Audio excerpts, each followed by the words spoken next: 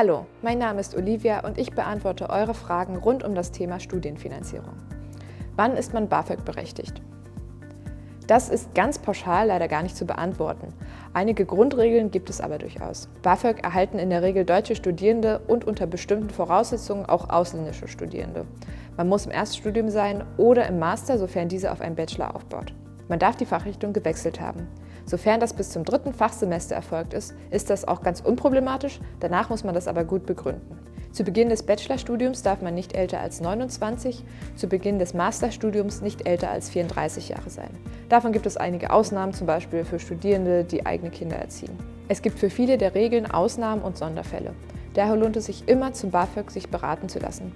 Das macht unsere Sozialberatung. Termine kann man sich hier auf www.stw.berlin/Sozialberatung holen. Wie viel BAföG kann man erhalten? Ob man BAföG erhält und wie viel, das hängt davon ab, wie viel man selbst verdient, wie viel die Eltern verdienen oder, wenn man schon verheiratet ist, wie viel der Partner verdient. Da es für jeden Fall verschiedene Freibeträge gibt, kann man das leider nicht pauschal sagen, wie hoch die Obergrenze beim Einkommen sein darf. Wer vorab schon mal prüfen will, ob man BAföG-Anspruch hat, kann auf die Seite des Studentenwerks Göttingen gehen. Die Kollegen haben einen BAföG-Rechner programmiert, mit dem man schnell herausfinden kann, ob es einen BAföG-Anspruch gibt und wie hoch der ungefähr wäre. Wie stelle ich den BAföG-Antrag? Am schnellsten funktioniert die Beantragung des BAföGs mit dem Online-Portal www.bafög-digital.de. Dort beantwortet man einfach die Fragen und lädt die erforderten Dokumente hoch. Wenn man schon den Personalausweis mit der freigeschalteten Elektro-ID hat, kann man sogar die Unterschrift sparen. Dann muss man nur die Ausweis-App auf sein Smartphone und seinen PC laden und kann sich komplett elektronisch ausweisen. Wer diese Funktion noch nicht hat, muss den Antrag zum Schluss ausdrucken, unterschreiben und per Post ins BAföG-Amt schicken. Selbst wenn man den Antrag zum Schluss analog abgibt, ist es schlauer, wenn er digital ausgefüllt wird. Das System erklärt die verschiedenen Schritte und weist immer darauf hin, wenn man bestimmte Nachweise braucht. Welche Möglichkeiten zur Finanzierung des Studiums gibt es außer BAföG? Da gibt es ziemlich viele Möglichkeiten. Wer von den Eltern nicht unterstützt wird und auch keinen BAföG-Anspruch hat, kann sich zum Beispiel um einen Studienkredit bemühen, den von der Darlehenskasse oder den von der KfW-Bank. Viele Studierende jobben während des Studiums. Stellenangebote für Studierende gibt es zahlreiche im Internet, in den gängigen Stellenbörsen. Wir vom Studierendenwerk kooperieren mit der Stellenbörse www.stellenwerk-berlin.de. Da werden täglich neue Jobs für Studierende eingestellt, einfach immer mal reinschauen. Weiterhin gibt es auch die Möglichkeit, sich um ein Stipendium zu bewerben. In bestimmten Fällen kann man auch Wohngeld beantragen und in besonderen Fällen sogar Arbeitslosengeld II.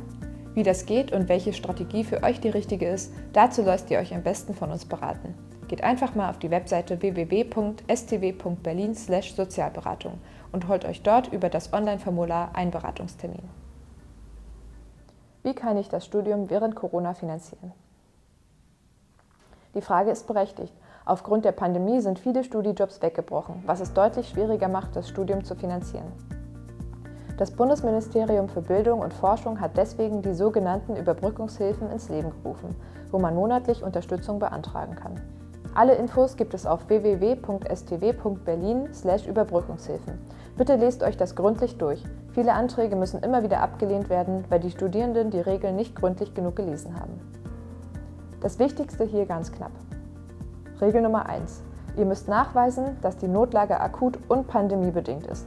Akut, das heißt, die Notlage ist in den letzten 2 Monaten eingetreten. Wenn ihr also zum Beispiel euren Studijob verloren habt, muss das innerhalb der letzten 2 Monate vor Antragstellung gewesen sein. Ist die Notlage schon früher als 2 Monate eingetreten, was ja durchaus wahrscheinlich ist, die Pandemie geht ja schon ein Jahr, dann müsst ihr nachweisen, dass ihr eure Bemühungen, aus der Notlage zu kommen, in den vergangenen 2 Monaten vergeblich waren. Zum Beispiel, dass ihr euch um Studijobs beworben habt, aber abgelehnt worden seid. Dies müsst ihr beweisen, indem ihr mindestens 2 Absagen aus den letzten 2 Monaten vorweist. Regel Nummer 2. Ihr dürft nicht mehr als 500 € Vermögen haben. Um das nachzuweisen, müsst ihr alle Kontoauszüge der letzten 2 Monate hochladen.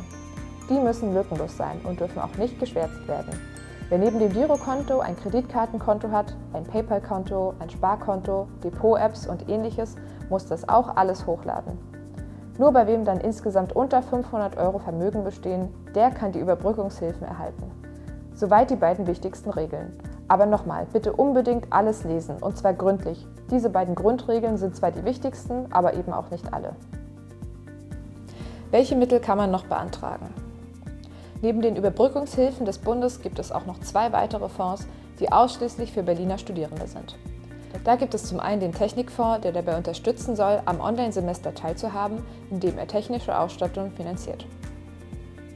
Zum anderen gibt es den Zuschuss zum Studienstart und Studienabschluss, der Studierende in besonders schwierigen sozialen Nöten helfen soll. Die Beantragung des Technikfonds ist relativ einfach und erfolgt ausschließlich über ein Online-Tool. Hier muss man lückenlos nachweisen, dass das eigene Vermögen nicht höher als 1.000 € ist. Dafür muss man die Kontoauszüge der vergangenen 2 Monate einreichen. Achtung, der Kontoauszug darf erst am Vortag des Antrags enden. Wer seine Kontoauszüge also erst zum 31. eines Monats vollständig bekommt, muss mit dem Antrag bis dahin warten. Ausnahmen gibt es leider keine. Außerdem ganz wichtig, gebt alle Konten an, die ihr habt. Wer neben dem Girokonto ein Kreditkartenkonto hat, ein PayPal-Konto, Sparkonto, Online-Depot bei Trading-Apps und so weiter, muss das alles angeben und auch entsprechende Kontoauszüge hochladen. Diese müssen genauso lückenlos sein wie alle anderen und dürfen ebenfalls erst am Vortag enden. Die Beantragung des Zuschusses zum Studienstart ist komplizierter und die Hürden sind hier auch etwas höher. Um förderfähig zu sein, darf man sich nur in den ersten oder in den letzten 12 Monaten des Studiums befinden. Ob man förderberechtigt ist, wird an verschiedenen sozialen Kriterien geprüft, wie zum Beispiel, ob man BAföG kriegt, ob man eine Behinderung oder chronische Erkrankung hat, ob man internationale Studierende ist oder einen Migrationshintergrund hat. Es wird ebenfalls berücksichtigt, ob die eigene Familie oder man selbst Transferleistungen erhält, ob die Eltern arbeiten oder auch, ob man ein Ehrenamt innehat. All diese Faktoren werden anhand eines Punktesystems berechnet und nur wer eine bestimmte Punktezahl erhält, kriegt die Förderung aus dem Zuschuss.